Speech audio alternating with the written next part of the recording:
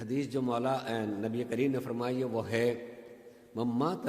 ولم یعرف امام زمانہ مات میتۃ جاہلیہ،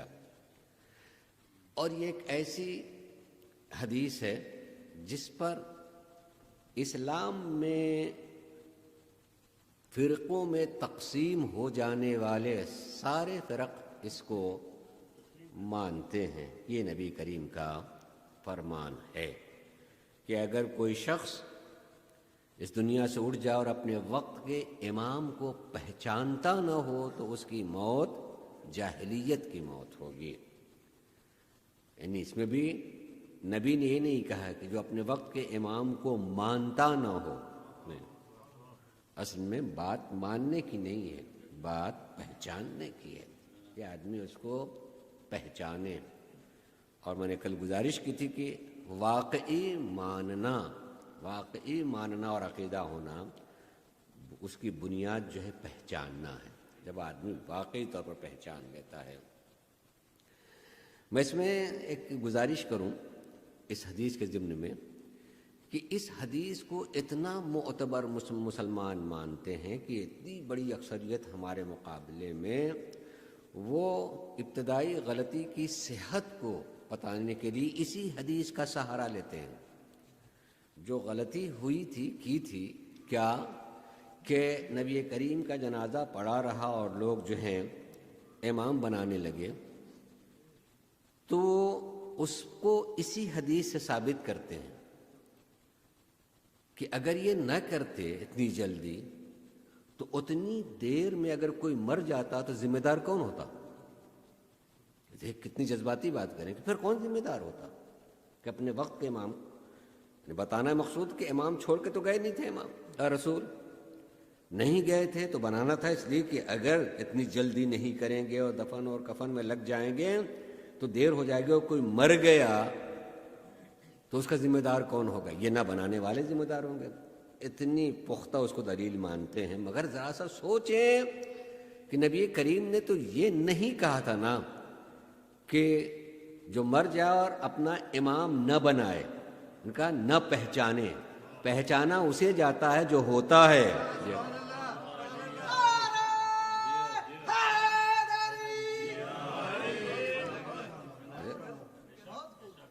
گویا خود اسی قول میں یہ بات پوشیدہ ہے کہ وہ ہے، تم پہچانو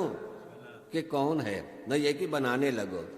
بنانے کو نہیں کہا، تو پہچاننے کی ضرورت ہے یقینی معنوں میں کہ ہم وقت کے امام کو پہچانیں۔ میں نے تھوڑا سا کل اشارہ کیا تھا اور ایک لفظ کا استعمال بھی کیا تھا، میں چاہوں گا اس پر آج کی گفتگو کہ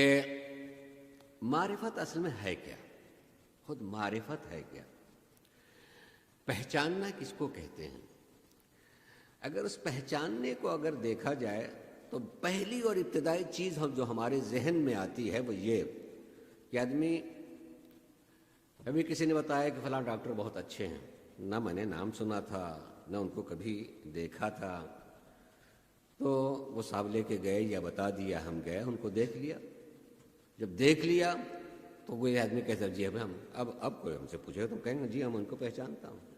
مگر یہ پہچاننا خالی شکل صورت کا ہوا۔ جی شکل صورت کو دیکھ لیا کہ یہ قد و قامت کے ہیں، یہ صورت ہے اور یہ فلاں، اس کو پہچاننا تو واقع نہیں۔ لیکن آدمی کہے گا ابتدائی طور پر کہ میں ان کو پہچانتا ہوں، اور اگر انہی کے علاج میں مجھے بہت فائدہ ہوا تو دوسرا لفظ میں کہوں گا کہ نہیں صاحب میں خالی پہچانتا ہی نہیں ہوں، میں مانتا بھی ہوں، میں ان کو مانتا بھی ہوں۔ یعنی اب دیکھیے اس شکل صورت کا تعلق نہیں ہے، اب ان کے اس عمل کا ہے، اس عمل کا جو میرے سامنے آیا جس کے نتیجے میں مجھے فائدہ ہوا، اور اتنا فائدہ ہوا کہ میں مانتا ہوں، میرا عقیدہ ہے ان کے علاج پر، اور مجھے کوئی 100 آدمی 1000 آدمی پوچھے تو میں انہی کا نام بتاؤں گا، اس لیے کہ اب میں انہیں مانتا ہوں۔ صورت دیکھی تو پہچانا، عمل دیکھا تو مانا، نہیں مانتا، عمل کو دیکھ کر کے مانتا ہے انسان۔ اب اس کے بعد کے لیے میں کہنا چاہوں گا کہ حقیقی معنوں میں معرفت جسے کہا جاتا ہے اس کا حق ہے۔ جس آدمی کا جو علم کے اعتبار سے، تجربے کے اعتبار سے، دوسرے کردار اور عمل کے اعتبار سے جتنی چیزیں ہیں، اس اعتبار سے جو میرا شعور اور میری عقل کہتی ہے کہ مجھے ان کے لیے یہ کرنا چاہیے، یا وہ کہیں کہ یہ کرو، اس حق کو ادا کرنے کا نام معرفت ہوتا ہے۔ یہ یاد رکھیے گا، ان کا جو حق ہے اس حق کی ادائیگی ہونے لگے تو وہ معرفت ہے، اور اگر وہ حق ادا نہ ہو تو ندامت ہونے لگے کہ مجھ سے یہ حق ادا کیوں نہیں ہوا، میرا نقصان ہوا، ان کے ہاں کوئی کمی نہیں ہوئی، میرا نقصان ہو گیا۔ اگر یہ احساس ہو اس طریقے سے واقعی طور پر تو اسے معرفت کہا جاتا ہے کہ وہ اس کی معرفت ہے۔